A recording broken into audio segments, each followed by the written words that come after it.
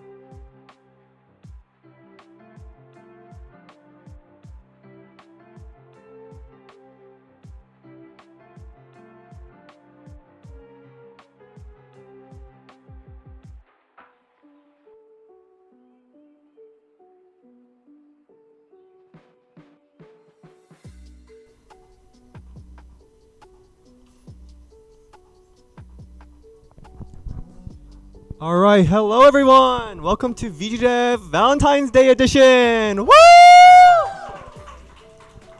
All right, so before we get started, whoopsies.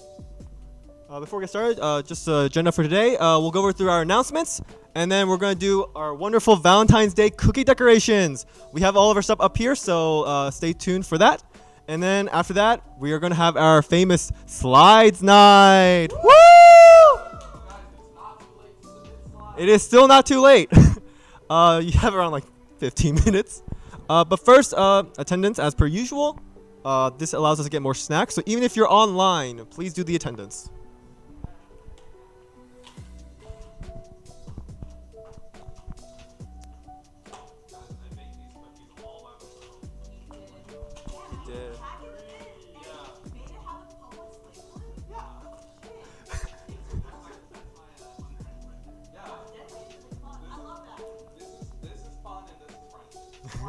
Wow.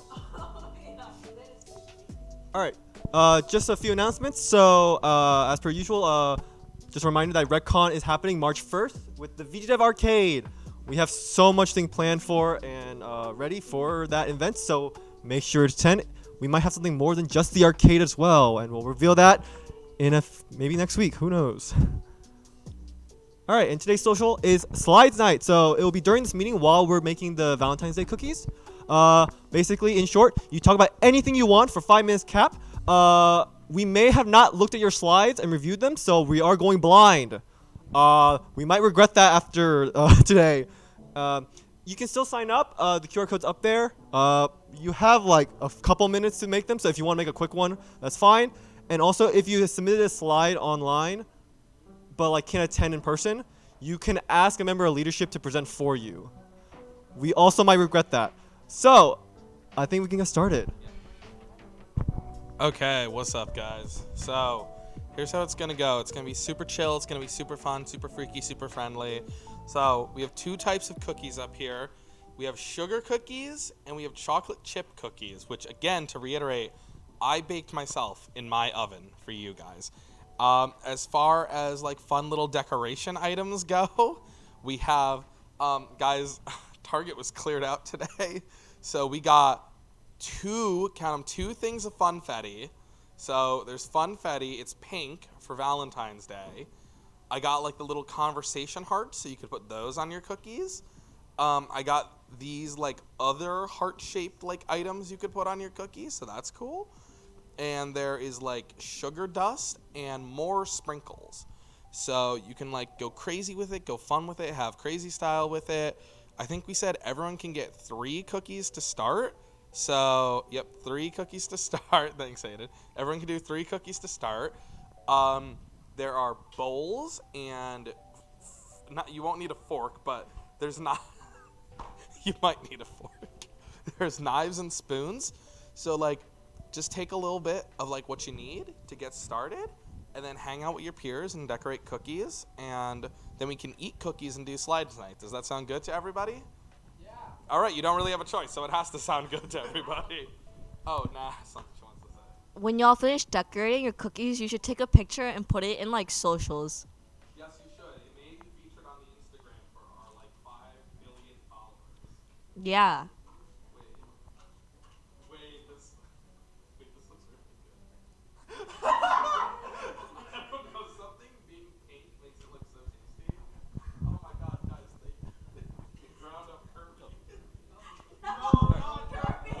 No, not Kirby.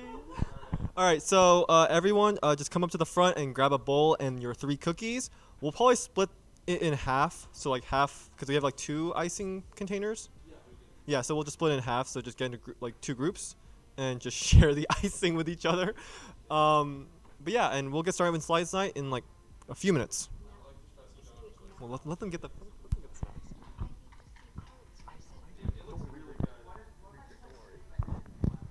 All right, so come get your snack. Come get the cookies.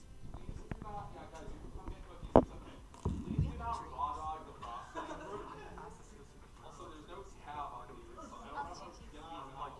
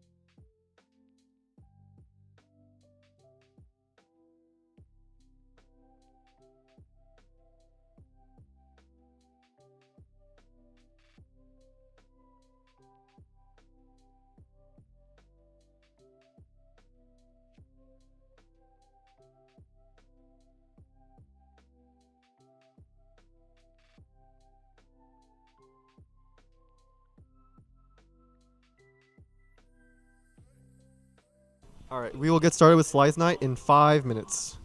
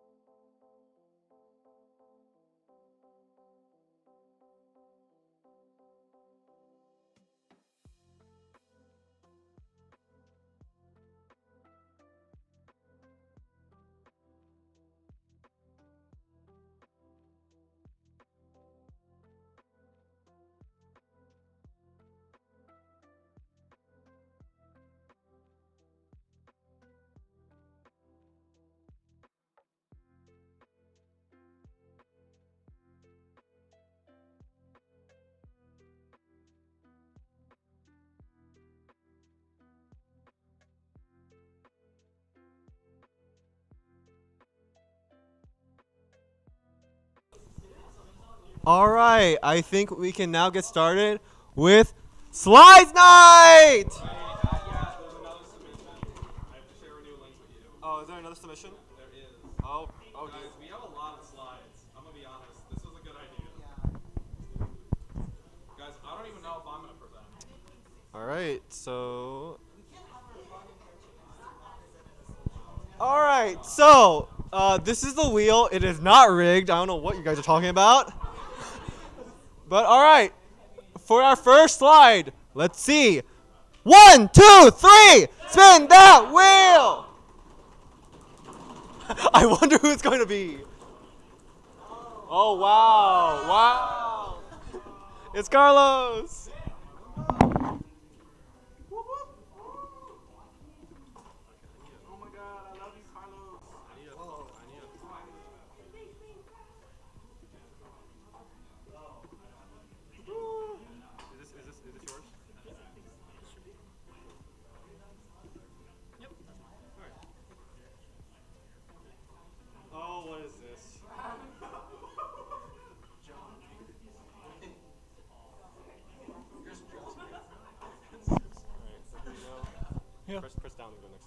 down to go next. Yep. Okay, let me see. Wait, let me turn off. Yep, that works. Let me turn off the music real quick. Okay. That's what it says? All right. Whenever you're ready. Okay. Hi, you all. So, hi. I don't know. I want like a hi, hi, hi. Yeah, nice, nice. Hello. So, my name is Carlos. For those of you that don't know me, probably most of you know me, but like, I'm just a programmer here at BGDev, and well, I work with Jung in like a beautiful game called for Nava in like 2023 during the spring. So today I'm about to make a presentation about him, and well, you'll get to see exactly what I'm about to talk about. But in general, you know, this is Jung. This is our president, epic producer, epic designer, epic friend, and you know, all this stuff. He has the credibility from the beautiful games that he has led, like all the events that he has organized. He's good at all these things, right? But now, did you know he's actually a CS major, which is kind of crazy. Like, he's actually a programmer. Can you believe that? So, here's the deal with John being a programmer. Man, like, for the longest time, I think he struggled to cook, you know? Over here, I have, like, this one feature that he implemented at one point that I want to share with you all today, right? There's this game called for Nava, like I said, and there's this one feature that he had to implement on his own. Yes? Where can I play from now? You can play it on Steam. It's released right now, actually. Wait, how much does it cost? It's completely free. Whoa. I know. You should definitely play for Nava. Yeah. Yeah. You'll be solving this puzzle right here. And in fact, you'll get to experience the code that I'm about to rant about. So, yeah, it's kind of crazy. So, for context, this man had to implement a feature, right? You see all these firewoods right here? They all have to be lit for you to complete the puzzle. His job is simply to make sure that all of them are lit, right? Seems simple enough. Okay, so I'm gonna repeat it again. You have to verify whether every firewood is lit, right? There's a lit value that is true or false, right? You have to verify that all of them are true. That's it. There's nothing else. Okay, here's the code that this man wrote. What you're seeing over here is a change log in GitHub of the code that he wrote for verifying those firewoods, right? So a little disambiguation over here, bunch of references to a bunch of like game objects, right? Some references, some scripts, right? So here is the problem. Please watch. I'm just gonna give you a second to look at this. Are you starting to see what I'm seeing here? Okay? So yes, there's a field. There's a explicit field for every single firewall that was supposed to be in the puzzle, right? So of course you're wondering, how does the inspector look like with this? That's not an array. That's not an array. Okay? It doesn't fit on the slide actually. It's not a glitch. It's just what happens, okay? You should definitely come, my friend. This is good for you.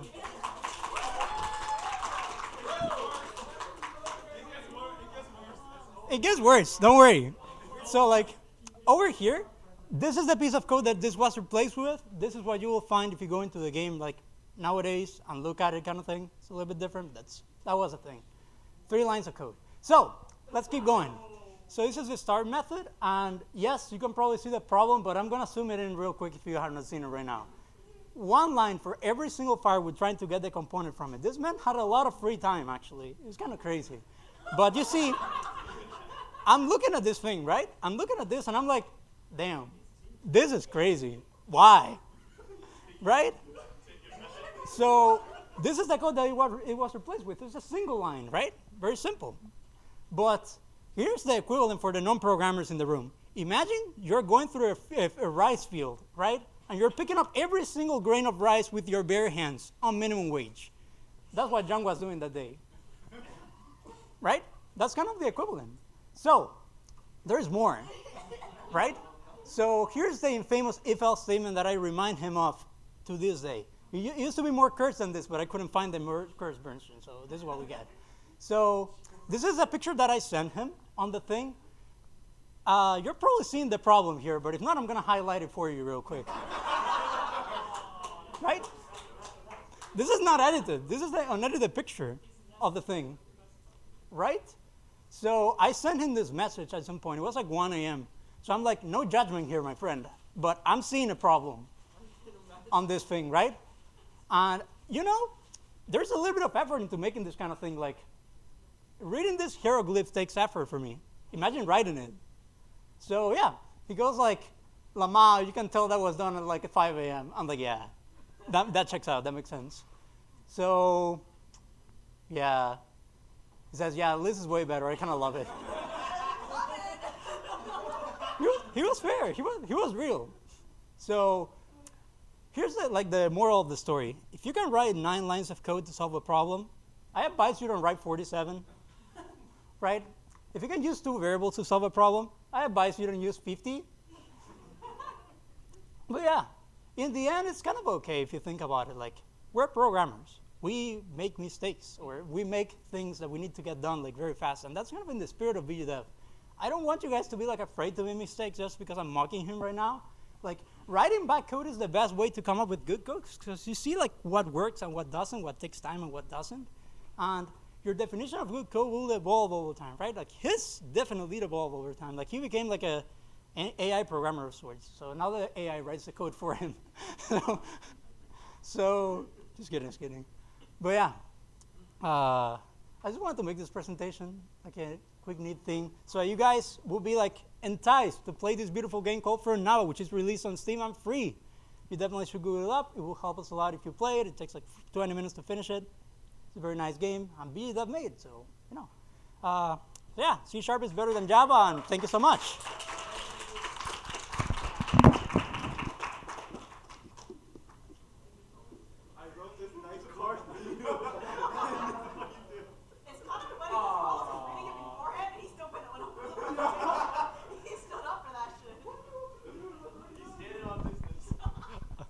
I just want to preface this. This was like the M2 crunch. So, team leads, if you're watching this, don't do what I did. I don't know. John did release his game on Steam. We had so much time on his hands. Go back. What? No, I'm just so curious. What? No, go back to Carlos. Okay. What part of the slides? All the way down. It's loading. Which one?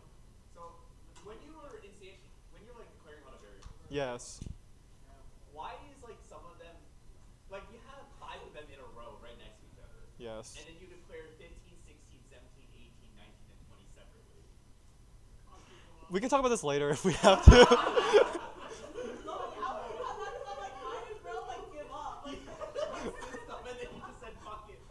So this is a message to all of you. If I can make a game, you can also make a game. Yes.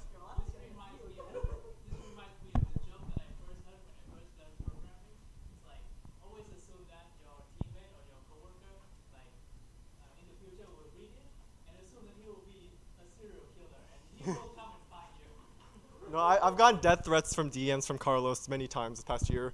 But yeah. All right, I think we can start off with the next one. So, 3, 2, 1, spin that wheel!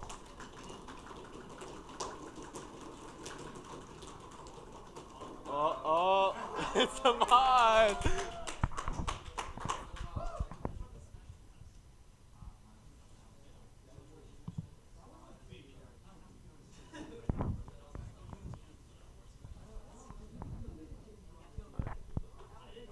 Can I use the clicker?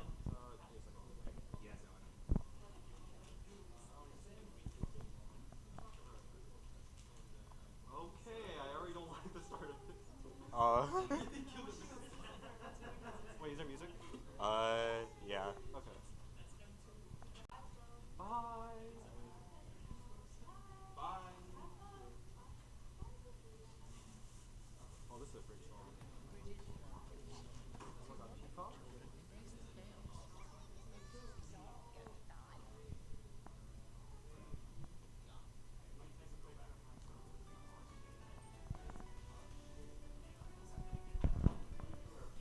Press down to the next one. Down to go to the next slide? Okay. It's me. Alright. Alright, so if you didn't know before, I have created a presentation before. It was named JRPG Twink Ratings. However, this presentation may have had some mixed reactions by the audience. So, what am I going to do this time? I'm doubling down. It's time for the sequel. So this time, are you ready for JRPG door ratings? Play Xenoblade Chronicles. Alright, so the first type of door is like the silly little guy door. So this is like kind of like your generic kind of door. You know, it's like you just like fucking like open it and then you go to the loading zone and like open the next screen. Sometimes like the games like do cool stuff with it, as we can see. I say like this rating goes from like 1 out of 5 to like 3 out of 5 depending on like stuff happens. So like one first example is like the Yakuza doors, because for example it's like you just like open the door and you go into the loading screen and then you enter the item shop. So it's like pretty like generic, you know? Yeah, question? Do you consider the Yakuza games JRPGs before the Ichiban games? Yes. Okay. Alright, and then next I'll call it the trolling doors. So you see, like, some games have, like, a little funny gimmick where, like, when you open the door, you don't, like, commit to it. So you can, like, open the door and, like, walk away from them. So, like, imagine being, like, that NPC in, like, the fucking building. You just see some random teenagers walk in, like, open the door, leave, then, like, you close the door back, and then you fucking open it again. So that's, like, 2 out of 5. And then, like, 3 out of 5, it's, like, you have, like, the Better Near game and, like, Paper Mario the Thousand Year Door. So it's like you see, it's like when you open a door, it like shifts the camera perspective, so it does like cool things with it. So I'd say it was like pretty like cool door. So the next up on the list is like the ultra like triple A like really epic kind of door. So like a 3D artist probably like spent like a lot of time on this, and like you can like see. So you see like the Final Fantasy Rebirth, like you like open a door, you see like Cloud using both his hands, so it's like open the door and you like met with the music, and it's like really cool. But then like the problem with this is like some like random on Twitter was like, if you see like you spend like all this time like animating this door, and then some like and then you want to reuse it, and then some random on Twitter is gonna complain about reusing animations. And then I ran out of time for this because I remember this as I was walking to the room. I'm pretty sure there's like a door in Earthbound in like some town where you try to open it and it's like locked, and like the NPC like tells you to like fuck off. And then next type of door is like the oh fuck type of door. So it's like you just like click A on the door, and then you're just like a strong presence lies behind this door. Do you wish to proceed? And you're just like, oh shit, I gotta prepare for this. So, so then what you have to do, and then there's like tons of it. There's like tons of examples of this. So like I only feel like a few. You could probably think of some on your own. So some examples include like Demi-Fiend from Shin Megami Tensei Digital Devil Saga 2. Demi-Fiend from Shin Megami Tensei Imagine, Demi-Fiend from Shin Megami Tensei 5, and then you got a couple other Atlas games, like you got Persona 4, you got Shin Megami Tensei 3 Nocturne, you got Etrian Odyssey, you got like, the QX fight and Super Mario RPG, and then you like the data fights in like Kingdom Hearts 3. So like these are all like doors. You don't need to see the bosses because they're lame. But like one type of door like stands above like all the rest of like the oh shit doors, you know? So like when you're playing like Pokemon Black and White, and then like you're entering like this one type of house, like what do you say? It's like wait, what was the fucking line again? Oh yeah, when you enter the wrong house in Undella Town. And then there's even more. So this is like the worst type of door because it's like like overused and not funny, as you can see. This is like this one's like the only funny image. All right, so now what's the coolest type of door? So like we had like the oh shit type of door where it's just like it's like you open a door and it's like cool ass boss fight. But like what's the best one? So like the best type of door is like when the door is about like the plot of the game. It's like, you can't get better than this. Like, the door is literally like the plot. So you open the door, you enter like 30,000 cutscenes, like whatever. And there's like so many examples of this where like doors are like a central part of the plot, and it's like like trivial. I'm like, I don't know why. So like the first example of this is not a JRPG. I just know this exists, and it has 9 doors in the name. So it's like, so I was like, might as well include this. I don't know what this is about. If you like the Zero Escape games, you might like this. And then like the first example we have like Persona 3 FPS The Answer. So like you enter an area called like the Desert of Doors, and you go through doors, lots of doors, to progress the plot. and then like at the end of the game, you see a giant door, and then and there's also like a meme like with the audience, like a meme with like the fan base because of like the amount of doors and stuff. And then I didn't have a good place for this, so I just put it after Persona 3. So we have like the Velvet Room, which is like you have to go through a door in the Velvet Room. And like it's low-key kind of goated because where like the best like type of gameplay comes from, because I love menus. So next up on the list is Kingdom Hearts. So you see, the problem with Kingdom Hearts is that I've only played Kingdom Hearts 1. But the thing is, I know there's a lots of doors in Kingdom Hearts. So I had to include this. Next up is Paper Mario: The Thousand Year Door.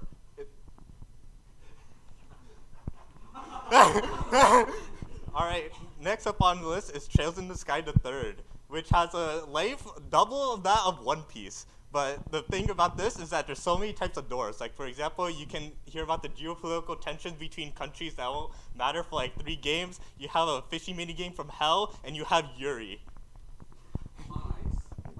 And then the fishing minigame from Hell, I hate this shit. It's completely dog shit, and I hate it, and I don't like it. So enough about fishing. What about Peak Door? This type of door will leave you in tears. So like, are you ready for Peak Door? Why is it not working? What?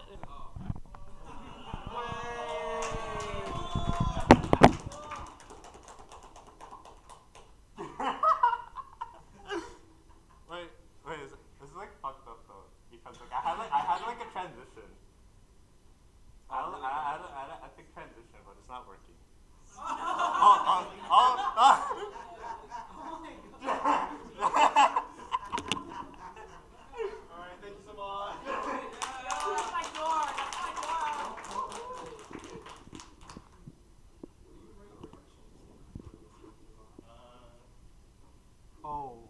see the issue. I played like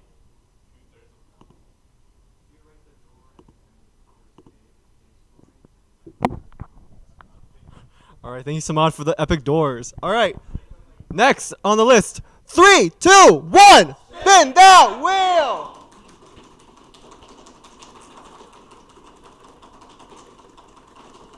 Oh no. All right, we have Vishnu's. Now, Vishnu's not here, so who did he say he wanted to represent him? Okay, well that makes things a lot funnier, isn't it?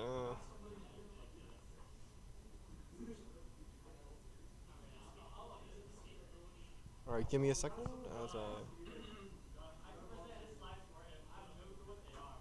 I have no clue either, so this will be the same experience.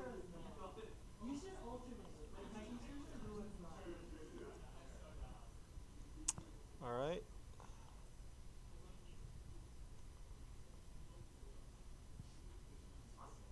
Oh, what is this already? Okay. Okay, I think I have to present this. All right. So, hi, I'm Jung. These are my top animes of all time. If you don't know who I... Yeah, you know who I am. So, the first is One Piece. I love One Piece because it's number 1. I also like Naruto. What the fuck is Naruto? Next on the list is Jujutsu Kaisen. I like when he eats the finger. The end. Wait. Oh, that's really the...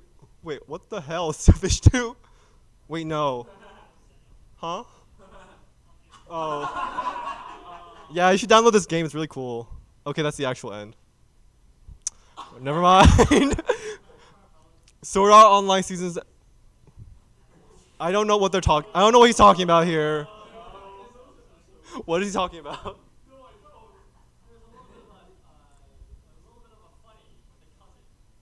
Okay, moving on. High school DX.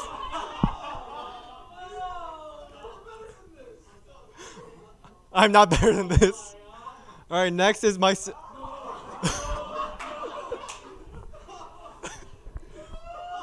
What? It's peak. What do you want me to say? All right, next up.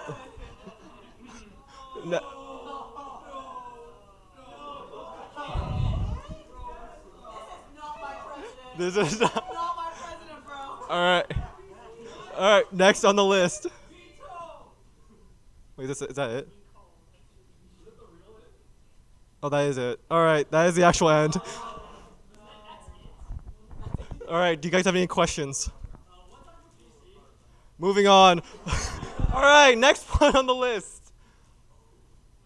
All right, Vishnu, if you can hear me, see me after class. All right, next one. 3, 2, 1.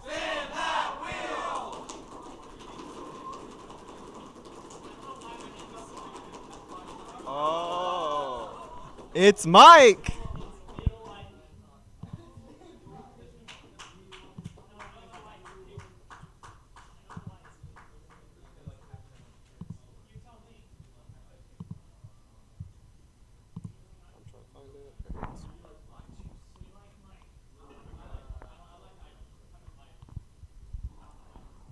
I'm about to get fucking tomato.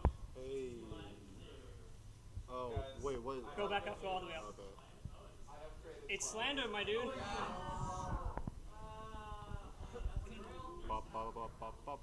How loud is the music? You want to lower it a little bit. It should be lowered. It should be fine. I can pause the video. As No, it's well. fine, it's fine, it's fine. No, I can pause the video. I can pause the music from time to time, yeah? I mean, why? Because there's a video that you need to hear.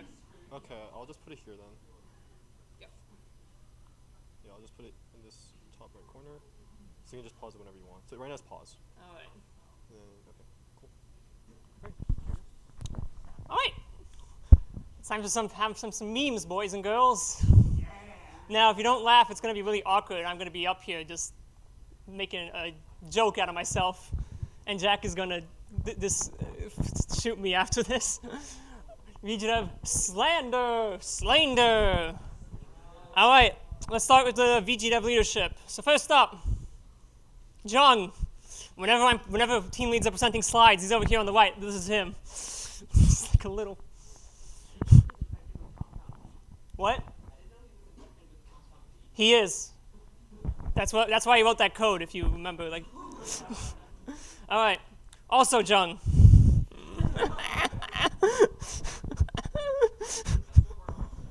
Yes, sir. All right. Nah, unfortunately, she's not here. So, nah, when slides time.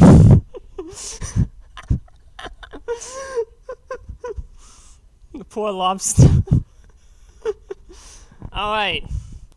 Nick, when he sees the COC budget. Also, Nick, when he sees the COC snacks. Oh, we have snacks today, actually. Wait, do we don't have cola? Oh. Okay, well, Nick, when the COC snacks. Lee, I had to find a meme. I couldn't find one. This is like 10 minutes before I presented. So, Lee's money.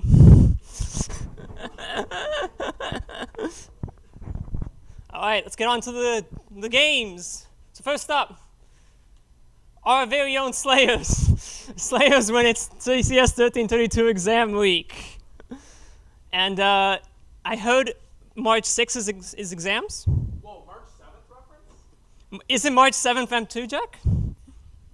Yeah. And March 6th is exams. I'm going to have a great week that week, boys and girls. I know exactly what I'm going to have. I'm going to have this. All right, so it's a little bit hard to see. That first one is 1 a.m., me messaging Jack. That next one is me at 2 a.m. messaging someone to set up Unreal Engine.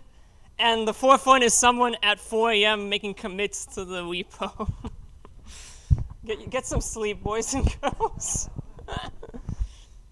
Next up, we got our very own Murder Most Foul, Cynthia becoming a solo lead.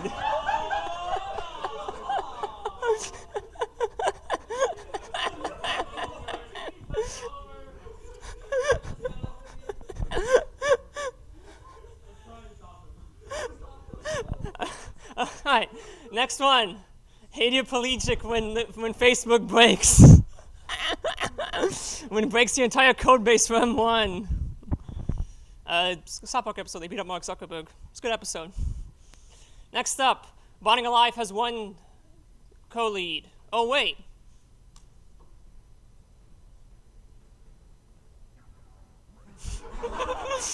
It's Belle. Oh, wow. All right, next up, Lightborn gameplay.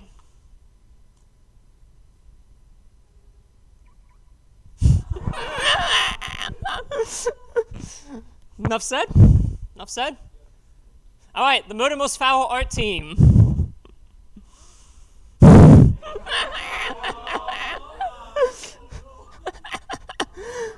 Coincidentally, the Slayers art team. Also, coincidentally, the PR team when we send in Slayers and Most Foul art references. Also, hey guys, did you know you can get a Dilionic Award if you draw me?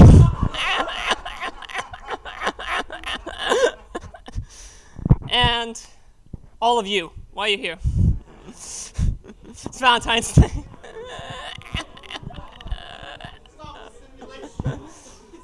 Well, you're in luck because it's over. We got the memes. Which was your favorite, boys and girls? Oh, the last one? You like the last one? I like the drawing one. I think Nick would have liked it too if he was actually. Thank you so much, Mike. Woo! You didn't have to call us out like that. I'm gonna get shit on in this next slide. Yeah. All right. One more. 3, 2, 1.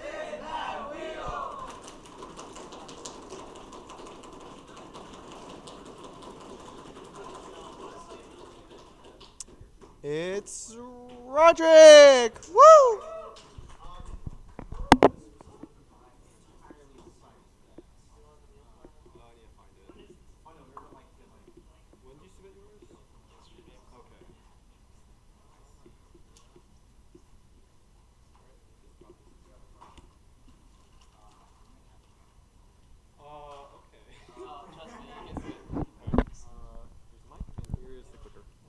It's down. Perfect. Alrighty. If you guys remember from last semester, I literally spent the 5 minutes hating on my Overwatch teammates. This time, we're not going to be hating on someone, but something.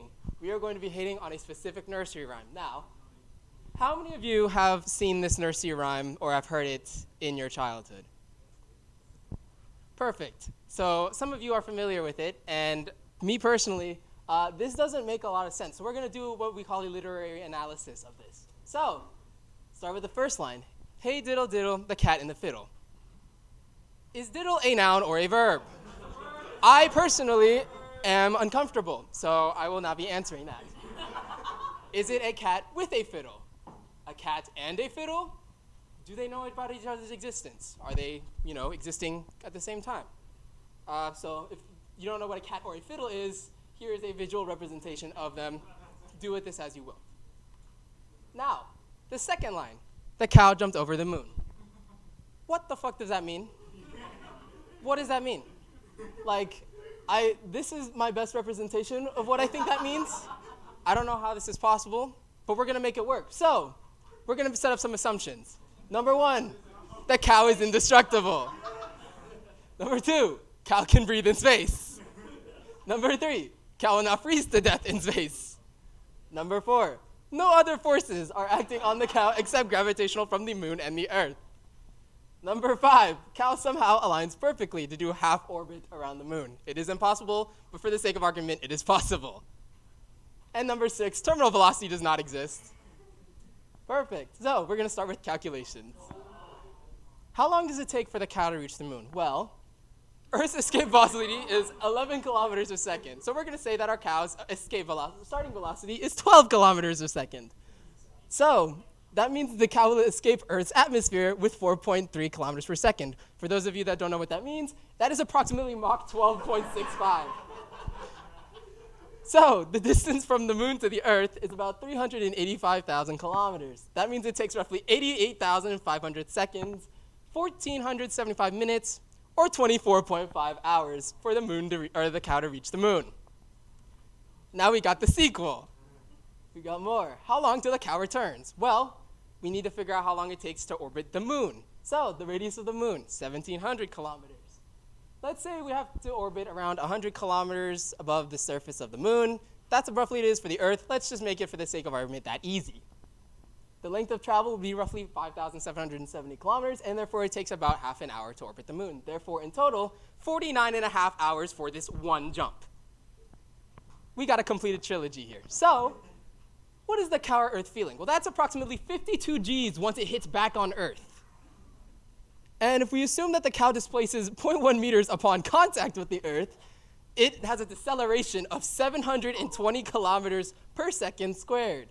And if the mass of a cow is roughly 500 kilograms, that is roughly 360 million newtons felt on the cow. That is enough to cause a magnitude 3 earthquake on the Earth. Yes, Aiden.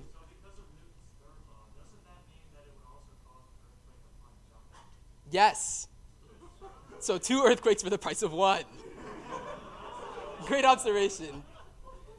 All right, I'm done hating on that line. Let's go forward now. The little dog laughed to see such fun.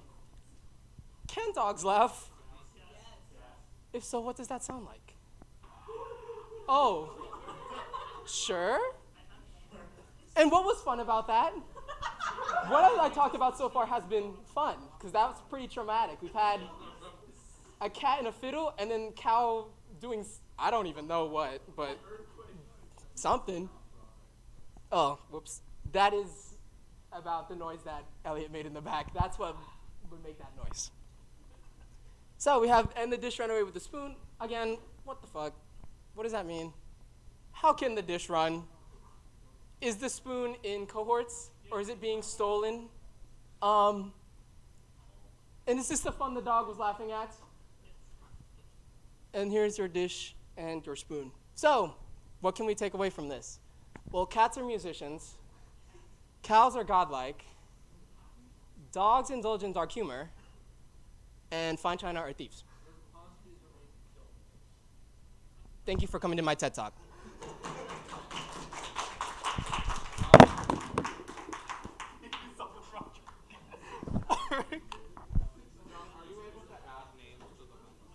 To the what? We'll just make a second wheel just for them. Oh, no, it's just. Oh. We'll wait. Alright. Alright. Alright. We still got 4 more left? Alright. 3, 2, 1. Spin that wheel!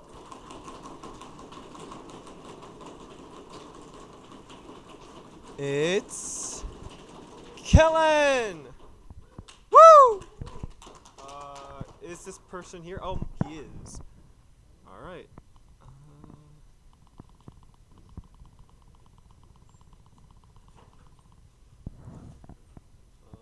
Find it. Here it is.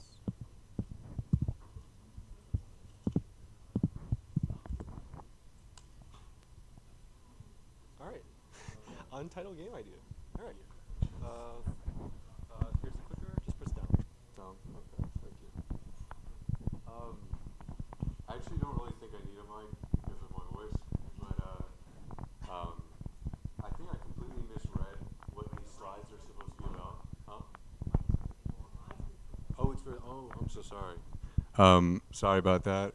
I think I completely misread what these slides are supposed to be about because I've been dead confused in the back the entire time, and I don't get most of the jokes, so I don't know. Hopefully I will eventually. This is like an idea I've had for a game for a while. It's not funny. It's just, it's not supposed to be humorous. It's literally just an actual idea I had. Essentially, the synopsis of it was that it's an awesome disaster, not in like the really cool way. An awesome disaster has transpired, leaving the world nearly entirely flooded, with little human presence left. All forms of communication have been cut off, and the story of the game focuses on a father having to sail on this flooded world to find a cure for his daughter's illness. I'm not laughing at that. I'm just thinking about the juxtaposition of this presentation to everything else that I just saw. And yeah, your choices have consequences.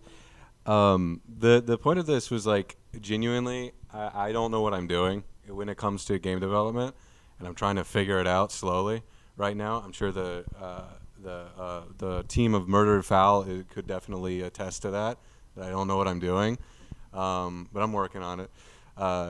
The idea of the game is like really simple, but it's essentially 3 components in it. It's the sailing that takes place from like a 2D top-down perspective.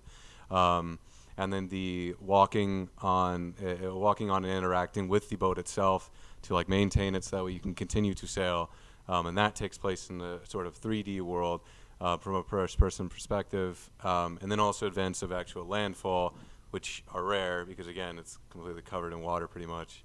That also takes place in 3D world from a first-person perspective, and then like light combat elements as well. So that way people who don't like stories are still engaged to a degree because they get to punch shit. But yeah, that's pretty much it. I genuinely was just curious for any sort of like recommendations or if anybody had any stories about game development that I should be aware of whenever I'm going about making something like this. So, I don't know. Yeah. It's a raft? I don't know what that is. Raft. Oh, okay. Okay, I'll look it up then. Is it really similar to it? Just like the premise of it? Mm. Oh, okay. Okay, cool. Thank you. Yeah.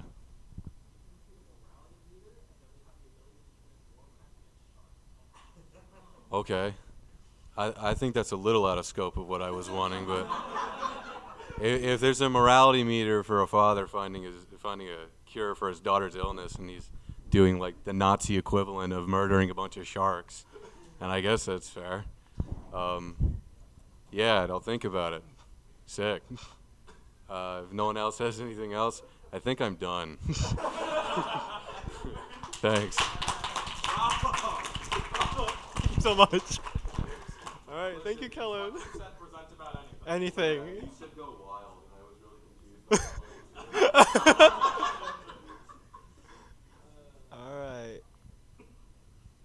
All right, 3 more. 3, 2, 1. The wheel.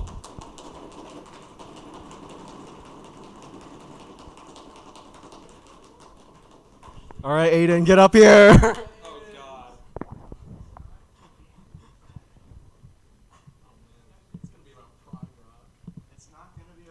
Should I be regretting this? No, you can record it. It's fine. Yeah, it's fine.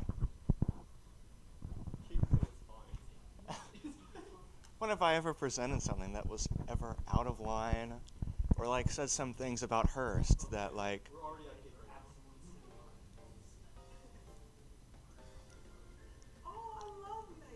Me too. I was debating on whether to put the Melee or the Brawl one, and so I was listening to both of them, and I'm kind of like the Melee one better, even though I grew up with Brawl. Anyway, all right, who's ready for some absolute cinema after that cinema pitch of a game? All right, well, let's get started, specifically with the cinema of Slayers the movie. If any of you guys were here last semester, you may remember my very successful pitch for Back to Basics the movie. When we did get funding, it was about $20 million, I believe, and it was a smash hit at the box office, so I figure, why not take another crack at it? So, Slayers the movie. And of course, written and directed by me, and some of like the characters and the basic premise come from Mike and Jack, but most of it was me. Anyway, so we start out somewhere in the Arctic Circle. So we have a slow fade in from black, and then wha-bam. We're in the midst of the blizzard with snow and ice covering the screen. You can barely see what's going on. In the background, we have faint silhouettes of some people fighting, maybe some owls or who knows. And then we see maybe some Christmas lights. We hear the sound of battle, the sounds of battle. And then hard cut, where the blizzard subsides a little bit, we see our friend the snowy owl with the stake sniper gun, which also shoots orbs. And she's, shooting the giant Christmas tree. We're having a lot of fun. And here comes the car. This is a 96 Civic, but it could be really any car, depending on our budget. And so who's in the car but Callie Abbott from Botting Alive? Wow, is that a VG Dove crossover? So Callie comes in and says, "Hop in, Birdie. We're going to be going on a journey." So Snowy Owl and Callie are riding along in this fun car trip when suddenly, psst, oh no, the tire has been hit by a stake. And so they go careening off into the bushes. Oh man. So they're trying to escape this battlefield, so they're going to have to hoof it now. They're, they're trudging through the snow actually, when suddenly in the distance, far away, they see a light. as if maybe perhaps through a window. It looks warm and inviting, so they go towards it. Another hard cut, interior, cafe. What a lovely little cafe. Maybe we got a little coffee, a little hot chocolate. We're just sipping our drinks. So they're sitting at the table, having a good time, just really shooting the breeze. This morning brew that we're eating and drinking is so delicious. By the way, Snowy Owl says, we were in your car. Where are we going? Of course, we're going to the Super Bowl because we're going to see K-Dot perform. And I think also they're going to be playing some football or something. And so then our little ghost friend pipes up. He says, by the way, if you guys are going to the Super Bowl, there's a train that is going straight to NFL. So I think you should hop on the train, which is coming right now. Oh, wait, what noise? That's like a car. Train goes toot toot, all aboard. They have horns. Anyway, so they're gunning on the train. So obviously it's a murder train. So they say, oh, I'm glad we just solved all the murder trains, because it's like we have to give a little exposition. There was a murder on this before. So there's not going to be any murders, and that's like Chekhov's train. But there's no murders, but there is Snoop Double G. He says, hey, doggy dogs, it's me, Snoop Dogg, and then he's there. But what if they're birds? So, it's like we literally have these old school rappers, and now they're birds. I let ChatGPT write this one. It's pretty wacky. And then suddenly, oh no, the train is derailing. It's out of control. Oh my goodness, the train is making a water landing. And what are we doing now? And so everybody is having a great time sinking deeper and deeper into the ocean. They're not drowning because of movie magic. It's actually just a green screen or whatever. And so then we meet a friendly Lober. Oh, Lober. And he says, guys, are you here for the Grouper Bowl? What? Yeah. They're like, the what? And so our friends are like, what is the Grouper Bowl? Well, we're going to be having a good time. It's the biggest game of finball for the whole year. The Reefs are playing against the Seagulls, not the Seahawks. It's a pun about the Eagles. Anyway, so, by the way, no, it's the Reefs, okay. Wait a minute, but who's heading the halftime show? That's the thing. Kendrick Lamarine. And then we do have a quick cameo from Anthony Fantano, and he says he made To Kelp a Butterfly, the 10 out of 10 album, by the way. Anyway, sounds like a plan. So which way do we go to this stadium, to this NFL Underwater Grouper Bowl stadium? And he says, follow me to this way. And now, hard cut again, they're in the stadium. Okay, here we are at the stadium, and they're talking about, oh, looks so big, maybe we do like a big pan around, a wide shot. I minored, actually, in holding on wide shots for too long, so that's right at my wheelhouse. But anyway, they're having fun. He's like, by the way, why don't I give you guys a tour? So maybe we have a little tour scene there looking around, and suddenly, one of his employees, Lobster Phone, says, Lober, there's an emergency. What's going on? What's the problem? Well, the light show, it's malfunctioning, and some of you guys already know where this is going. But how are the fans going to see Kendrick perform Bobble Up? Kendrick Lamarine is performing Bobble Up, which is a reference to the bob on a fishing line, if you've ever been fishing. Anyway, I think I have a friend who can help with that, and I'm assuming this is Snoop Double G that's saying that, because the friend that comes in is Lyra from Lightborn. I can control the light. Wazam! That's a new sound effect I'm working on. Anyway, go to the next slide. Wazam! Oh, I got you. But yeah, so lower, just in time. We got to have somebody to fix the lights, and Lyra can shoot lights, I'm pretty sure. So just in time, or should I say halftime, because it's for the halftime show. Anyway, so the Fishes are playing basketball. As you can see, Sebastian is doing a little Tom Brady shenanigans. So now for your halftime show. Oh, it's K-Dot. He's singing all the classics. Bobble Up.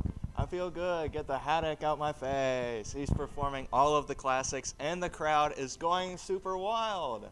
And everybody has a dance party in the VIP section. And I'm out of time, so I guess that's the end. Huh? Or is it?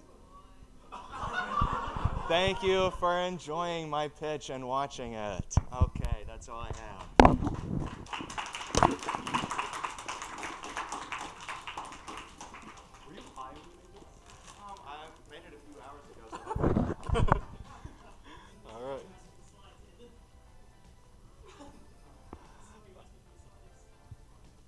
All right. We got 2 more left. All right. 3, 2, 1.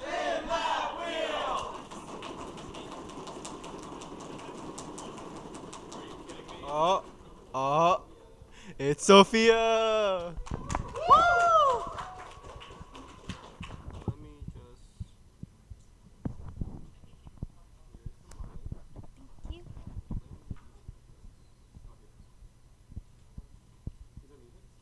No.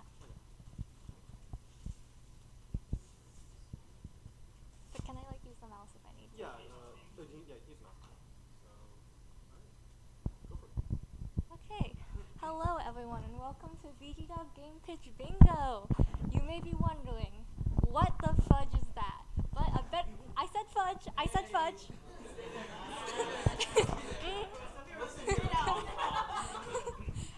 But a better question would be, why the fudge is that? So, how did I get here? I have a step-by-step tutorial. So, number 1, brainstorm around 20 game ideas. Number 2, realize you're too indecisive to pick just one to pitch. Number 3, outsource your decision making to VGDev. And that's by pitching 10 of them. So, I am aware I have 5 minutes. So, we're just gonna, you guys get to pick through these extremely descriptive images which game you want me to pitch. You have one? Jesus.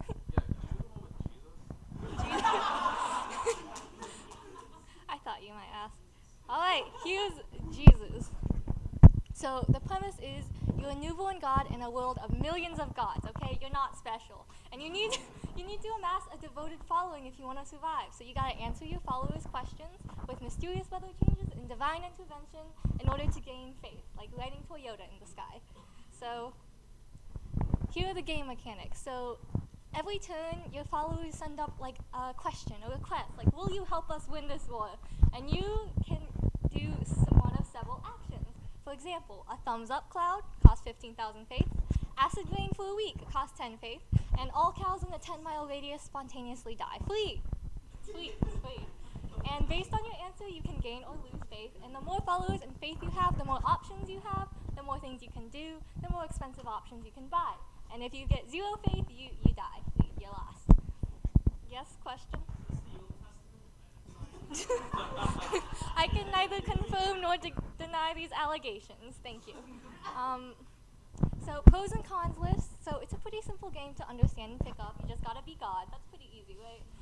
The scope could be a lot worse. You can see that in some of my other games I'm pitching. And then the cons. You would have to find a way to like set an amount of faith gained from each possible decision, which is like a lot of writing. And is this sacrilege? Maybe. Okay, so back to the home screen. Esther. Social anxiety. I'm glad you asked. Game 3, Mariana's Trench. So the game, this one's a for real game, okay? It's not for funsies. Don't laugh at me, I'll cry. So, you play as Mariana, a girl with social anxiety studying in a new school. I'm not projecting. You have to navigate social situations either through A, branching dialogue, or B, incredible violence. So basically, you punch all your conversations to death in an fun ocean world. Yay! So the game mechanics would be, you have stat bars in the real world, confidence, stress, social battery, and stuff, and they correlate to, in the ocean world, things like health, debuffs, energy, for when you're fighting bosses. And your stats can only grow from social interactions in the real world, but you can raise your reputation and social standing through winning fights in the ocean world, which makes some conversations easier, people like you better, everything's easier to do.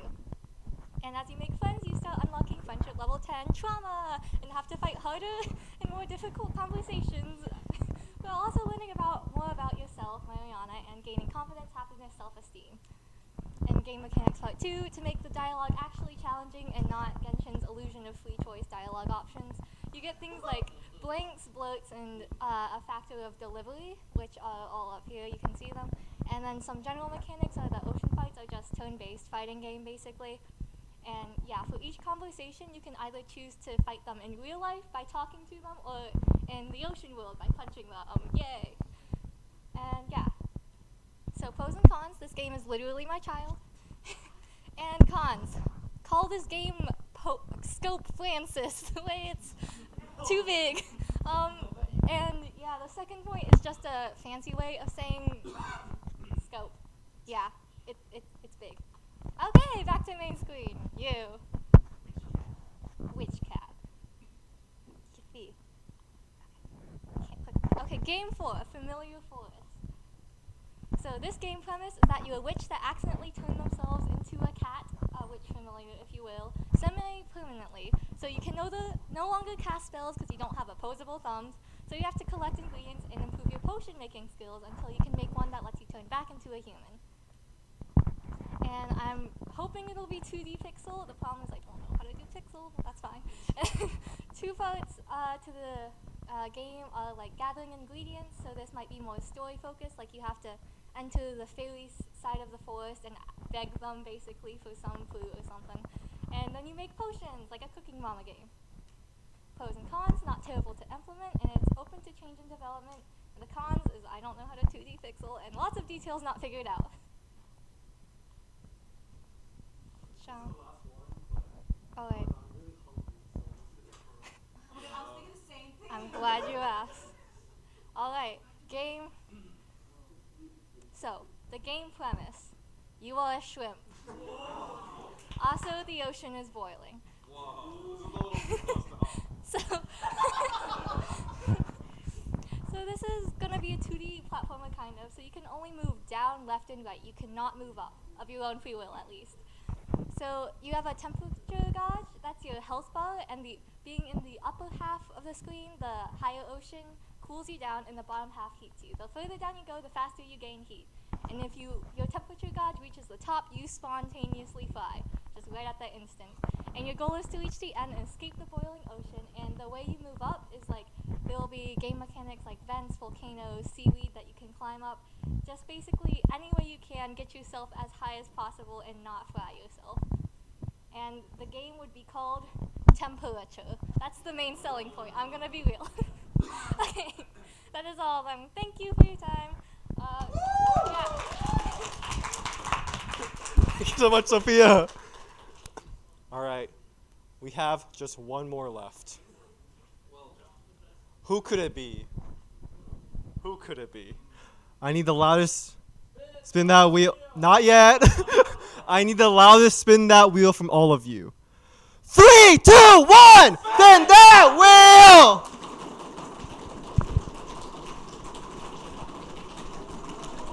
Whoa. It's Evan? Yeah.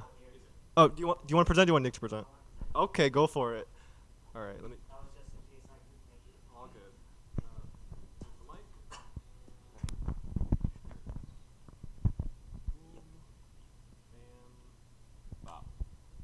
All right.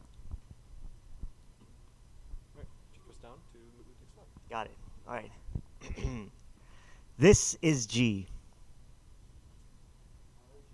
Is this Christ?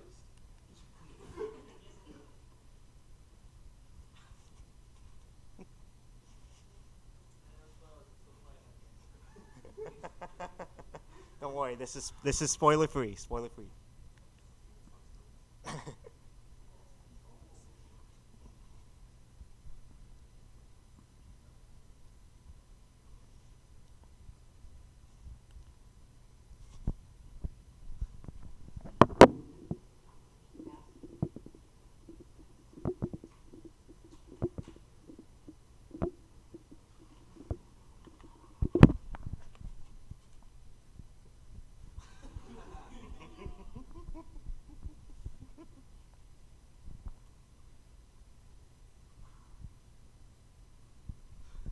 How many of you have played Nine Souls? I don't even have one soul. Not that kind of soul. Spelled differently. Wait, souls? Like? It is a Souls-like.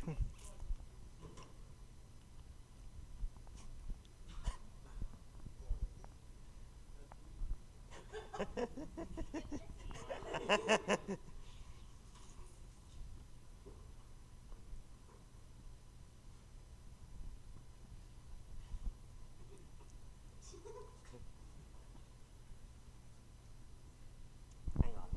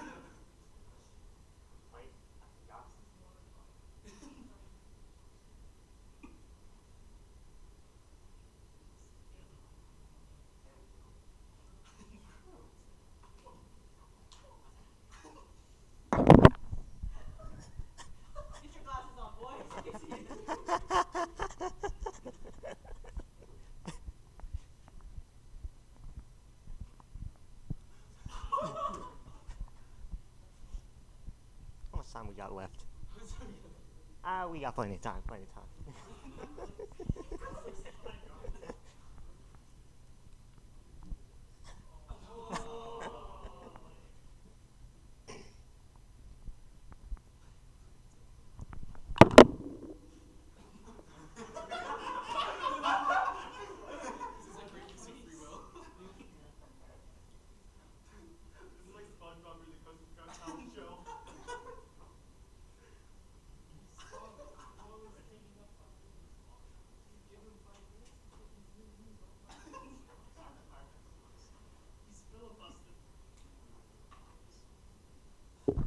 I made this presentation in 10 minutes.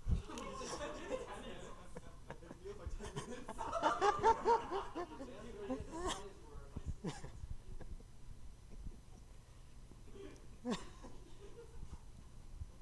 should probably change that to live VGDev reaction, because that's basically what you guys are doing right now.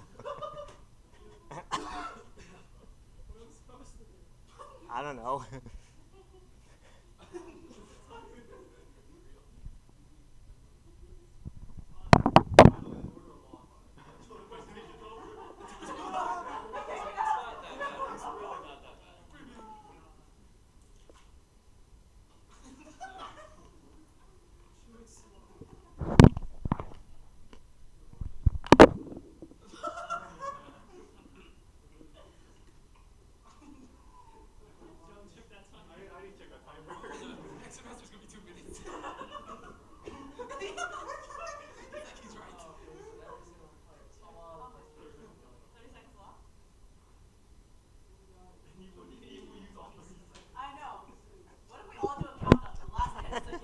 Right. This presentation was brought to you by the G Appreciation Cult. Please consider joining.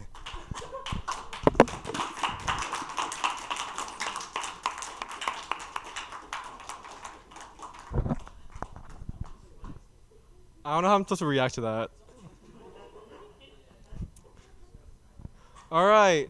So it looks like we're done, right? Wait. Well, wait, John, can you go check council chat? Wait. What is this link I'm seeing right now? Oh. Wait, is this the link? It's whatever the most recent link in council chat is. Wait, no, that's not that one. It's not that one. Is it? Wait. Is this what I think? Josh Allen! Nick, get up here right now. All right. Wow. Guys, are you surprised that I'm presenting this? Yeah, so as you guys know, I kind of like to keep you updated on what's going on with Josh Allen. And this one gets a little sad towards the end. So, and on Valentine's Day nonetheless. So we're just gonna, oh, I don't have permission to show the video I wanted to show, that's fine. So you guys have already seen this one. He used to be really ugly. I'm sorry, he was so ugly. It's kind of weird. What is this? What the hell is going on here? He was a grade A tweeter though. He was always tweeting. He was always tweeting. He was one of the tweeters of all time. I owe a lot to him. And then I don't know, he got a little, I don't know, this still isn't really hot. It's kind of, I don't really know. But like, guys, this guy was a project, man. This guy played football in Wyoming. Name 3 people from Wyoming. Yeah. Yeah, exactly. So, I put this in here like 3 years ago whenever I first did this presentation. And it's not a joke anymore because he went back to the AFC Championship game, but we're not going to talk about that. And here's, I don't know, he just looks so ugly here. What's up? I don't know. It's weird because I do find him hot, but like, I don't know. It's like, why is he not hot there? But this is when he started getting hot. Like this is pretty hot. This is gay. Oh, I like how you can see. I don't know if that's the live mouse cursor or the one I left in when I took the screen cap, but the Bills still can't win a game to save their lives though. God. And so this was 2 years ago. This is when he got like famous. Like he did this. Like he put buffalo sauce in Pepsi, and he started dating a woman. But you know, but that's fine. Like they're just dating. That's all. And I put this in here because I thought it was funny, but it is true now because fuck the Jets and fuck Aaron Rodgers. So this is LGBT Josh Allen. This is my friend made this for me. What, do you guys not like it? Like, okay, yeah. This is an act of resistance. And they put him in a commercial. You can't really see it, but that's Peppa Pig. And he broke up with his shitty polycule. He broke up with Stephon Diggs and Gabe Davis. And it was really funny because Stephon Diggs tore his ACL and Gabe Davis also tore his ACL. And he started dating his new man, Mac Hollins. Now, a lot of people don't know who Mac Hollins is because he's like a fifth-string wide receiver. But this is him. He doesn't wear shoes. And he always dresses up in these strange outfits. So this is Animal from the Muppets. And this is Fred Flintstone. Oh, this is LeBron James saying, "I really like watching Josh Allen play football." Football emoji. And then I think this is Majin Buu. Is that right? Yes. Okay, that's not Beerus, right? Okay. Oh, and they put this poster up in downtown Buffalo. This isn't that funny. You guys aren't laughing that hard. I'm kind of concerned. But this is when the really bad times start. Because not only did he start dating a woman, he got engaged to her! Why is he so happy? This she witch took him from me! Nick, I got you. I'll put a curse on them. I'll put a curse on them, I swear. It's just so hard because I've worked for everything I've had, and this woman comes out of nowhere and steals him from me. And so she can live in his mansion in New York. Look at I don't know. Let's move on. Okay. But he did win the MVP this year, which is really cool. I made a joke about it like 5 slides back. I think it was, where was it? It was, did I? I thought I made a joke about it. Okay, maybe I took that one. Oh no, there it is. It says, "Hello MVP, hello Super Bowl." That one's not true. That one's true though. So I predicted this 2 years ago. And he did win the Super Bowl. And so here's some of my favorite photos from that. Here's him with a chain that says MVP, and a hat that says MVP. And this is him crying after winning MVP. And this is a thing he said. I don't believe in God, but I do believe in these other parts. And I just think he's really funny looking. There's a video here, but we don't have permission to play that file. Yeah, and I don't know. This is just my collection of goofy gifs. So this is him doing the floss. I don't know. That's him like doing like a squid type beat. That's him busting it down sexual style. That's him giving me a little wink. And that's him putting balls in my face. And that's all. That's all, guys. Bye. Thanks. Thank you guys for giving me my yearly, look at this man that I put. I'm so sorry for your loss. Yeah. Oh, no, you I'm so sorry for your loss. But yeah, that is it from all of our wonderful slides night participants. I'm so glad everyone presented the best slides. Hope you guys enjoyed it. Next week is another update meeting from us, so be sure to attend next week. Also, let me just say, I think we announced last week what the social was going to be. We've changed it. We're going to be screening the first Sonic the Hedgehog movie. Yeah, so next week is free popcorn and watching which Sonic movie? The first Sonic movie. The only grossing movie of 2020. But yeah, hope you guys enjoyed Slides Night, and happy Valentine's Day! We'll see you guys next week!